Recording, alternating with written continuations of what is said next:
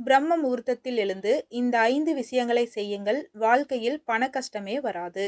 வாழ்க்கையில் தோல்வியடைந்த நபர்கள் காலை பிரம்ம முகூர்த்தத்தில் எழுவதின் மூலமாக அவர்கள் வாழ்க்கையில் மிகப்பெரிய வெற்றி, அதிர்ஷ்டம், மனதளவிலும் உடலளவிலும் சக்தி பெற்றவர்களாக திகழ்வார்கள். பிரம்ம முகூர்த்தத்தில் அப்படி என்ன ரகசியம் உள்ளது என்றால், பிரம்ம முகூர்த்தத்தில் எழுந்து நாம் செய்யக்கூடிய சில விஷயங்கள் நம் வாழ்வில் நல்ல பலனை தரும். நம் முன்னோர்கள் மாலை 6 மணி முதல் காலை 6 மணி வரை 3 காலங்களாக பிரிக்கிறார்கள். மாலை 6 மணி முதல் இரவு 9 மணி வரை ருத்ர காலம் என்று சொல்லப்படுகிறது. இரவு 9 மணி முதல் 12 மணி வரை ராட்சச காலம் என்று சொல்லப்படுகிறது.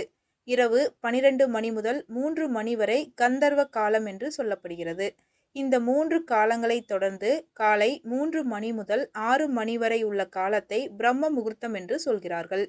இந்த காலத்தில்தான் உலகம் முழுவதும் உள்ள தீய சக்திகள் ஓய்வெடுக்கும் என்று சொல்லப்படுகிறது.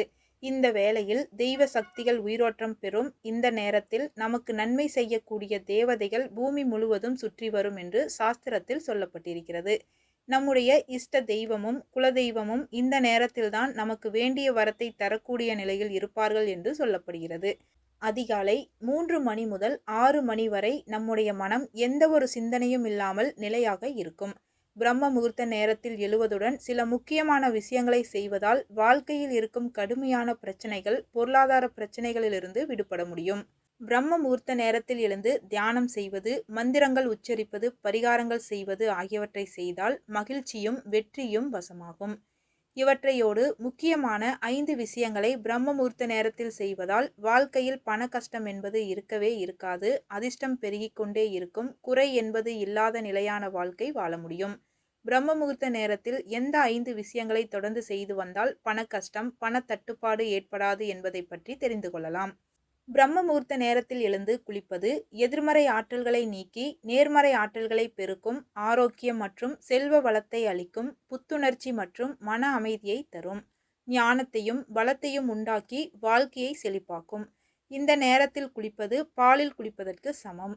இந்த நேரத்தில் காற்று மண்டலம் மிகவும் தூய்மையாக இருக்கும். இந்த தூய்மையான காற்றை சுவாசிப்பது உடல் ஆரோக்கியத்திற்கு நன்மை பயக்கும்.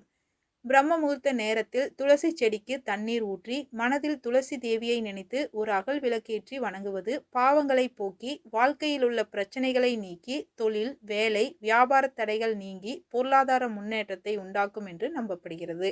பிரம்ம முகூர்த்த வேளையில் எழுந்து உங்கள் இஷ்ட தெய்வத்தை மனதில் நினைத்து அந்த தெய்வத்திற்குரிய காயத்ரி மந்திரத்தை உச்சரித்து தியானம் செய்ய வேண்டும்.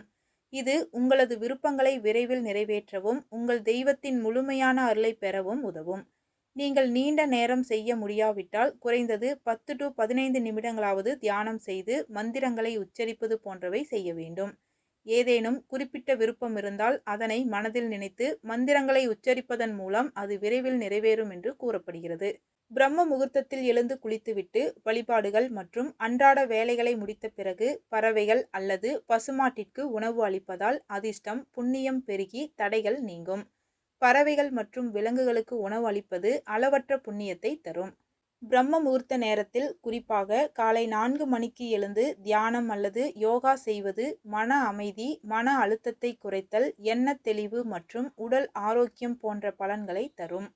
இந்த பழக்கத்தை தொடர்ந்து செய்வதன் மூலம் அழகு, ஞானம், ஆரோக்கியம், வெற்றி என பல நன்மைகள் கிடைக்கும் என்று கூறப்பட்டுள்ளது.